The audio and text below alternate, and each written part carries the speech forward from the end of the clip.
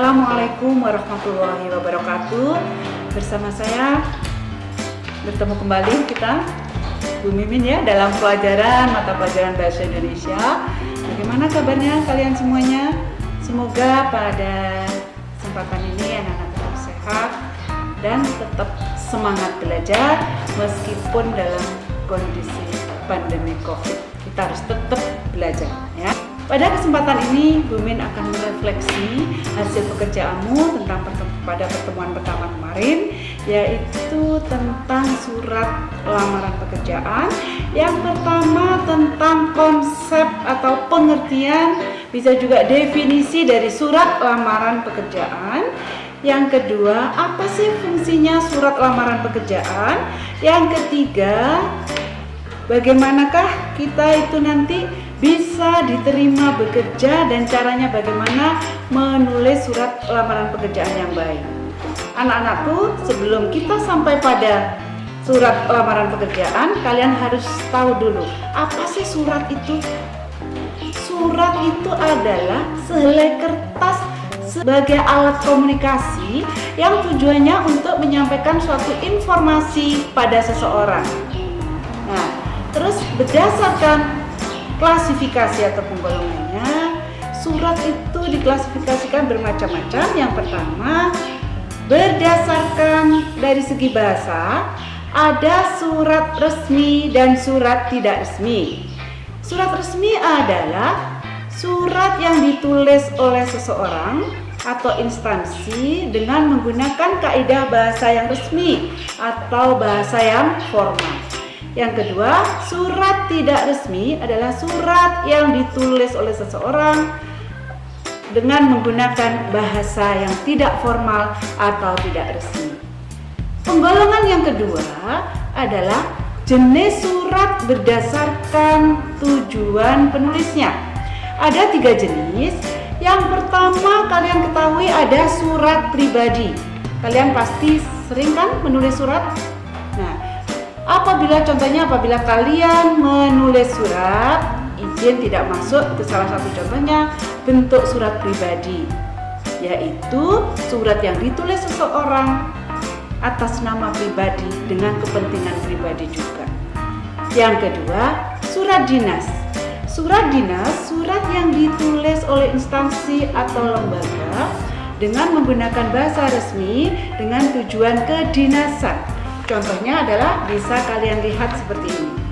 Beda cara penulisannya karena menggunakan bahasa yang resmi, ada kepala surat dan lain sebagainya, dan yang lebih di sini penandanya adalah ada stempel dari pejabat yang menulis surat.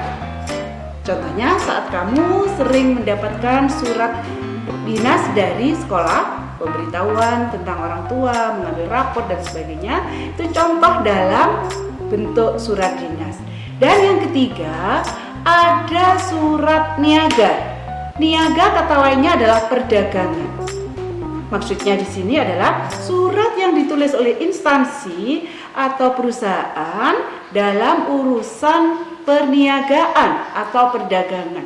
Contohnya, perusahaan ingin menawarkan barang kepada konsumen atau istilahnya surat penawaran barang, atau bisa juga pada saat seseorang itu melakukan kontrak kerja atau sewa menyewa rumah, sewa menyewa ruko, surat perjanjian jual beli tanah dan sebagainya, itu tergolong dalam bentuk surat niaga. Anak-anakku, itulah pengertian surat dan jenis-jenisnya. Dilanjutkan pada KD, mengidentifikasi surat lamaran pekerjaan. Apa itu surat lamaran pekerjaan? Termasuk surat dinaskah atau surat pribadi? Surat lamaran pekerjaan, kalian sudah benar semua. Saya lihat kemarin itu di hasilnya menyelesaikan tugas, ada beberapa siswa juga yang sudah betul mendefinisikan surat lamaran pekerjaan. Ya, di sini Bu Min menegaskan lagi, surat lamaran pekerjaan adalah surat yang dikirim oleh seseorang dengan tujuan untuk mendapatkan pekerjaan kepada instansi, lembaga, atau suatu perusahaan. Dari manakah informasinya kita dapatkan, kita bisa bekerja dan bisa diterima di perusahaan tersebut,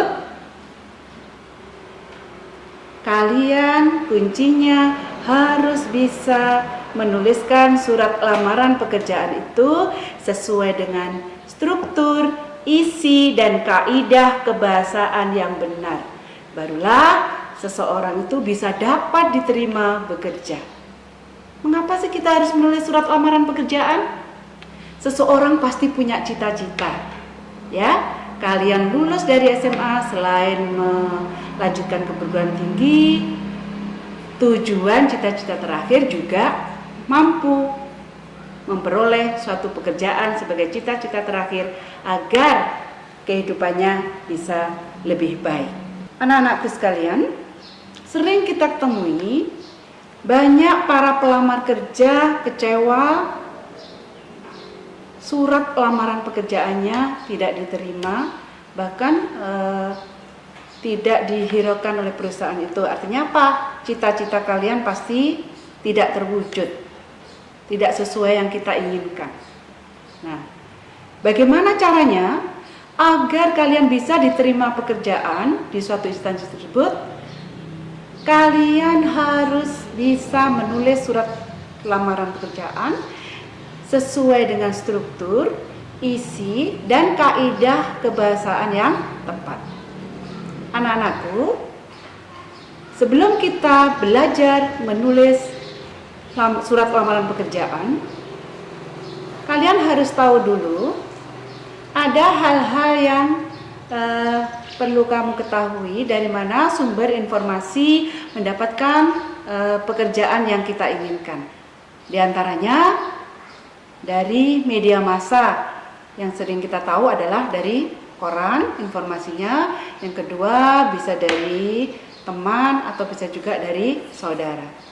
Informasi-informasi tersebut sangat penting dan kalian harus mengerti keahlian kalian apa, disesuaikan dengan klasifikasi lamaran pekerjaan yang kalian inginkan. Anak-anakku sekalian, dari pengertian surat lamaran pekerjaan tadi, fungsinya apa? Fungsinya agar kalian semua nanti saat melamar pekerjaan ya bisa diterima dan dipertimbangkan oleh pihak perusahaan. Gimana buktinya? Misalnya ada panggilan lewat telepon atau lewat media lainnya, kalian bisa ikut tes, ikut seleksi, dan pada akhirnya bisa diterima di perusahaan tersebut. Kalian mulai saat ini harus mulai latihan bagaimana menulis surat lamaran pekerjaan yang benar. Karena apa? Di akhir pendidikan nanti, meskipun kalian nanti setelah lulus SMA 3 melanjutkan ke perguruan tinggi, cita-citanya nanti pasti ingin bekerja di tempat yang kalian inginkan. Bagaimana agar diterima oleh perusahaan tersebut? Kalian harus bisa menulis lamaran tersebut secara jelas, singkat, dan rapi. Dari situ kalian bisa dipertimbangkan oleh pihak personalia atau HRD perusahaan dengan bukti apa? Kalian nanti akan mendapatkan panggilan berupa tes dan lain sebagainya. Apabila memenuhi syarat dari apa yang diinginkan, kualifikasi dari perusahaan yang lowongan pekerjaan tersebut, pasti kalian akan diterima. Yang terakhir, berdasarkan penggolongan surat tadi, surat lamaran pekerjaan termasuk surat dinas ataukah surat pribadi? Bisa kalian ketahui, karena ditulis oleh seorang pelamar, maka bisa dikatakan surat lamaran pekerjaan itu termasuk surat pribadi yang sifatnya resmi. Kenapa di situ kok resmi atau formal?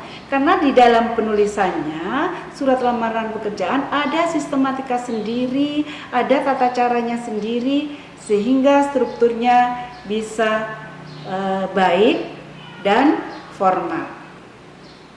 Anak-anak, mungkin pertemuan kali ini Bu Min berikan refleksi seperti itulah pengertian dari surat lamaran pekerjaan. Dan bagaimana nanti tata cara penulisan surat lamaran yang baik dan benar sehingga nanti bisa diterima kerja? kita ikuti pada pertemuan berikutnya. Nah, anak-anak, apabila kalian kurang paham dengan apa yang saya sampaikan, bisa langsung hubungi saya ya lewat WA di sini. Bisa ditanyakan, insya Allah nanti Bu Min akan menjawab dengan baik. Terima kasih, sampai ketemu, selamat belajar, tetap semangat.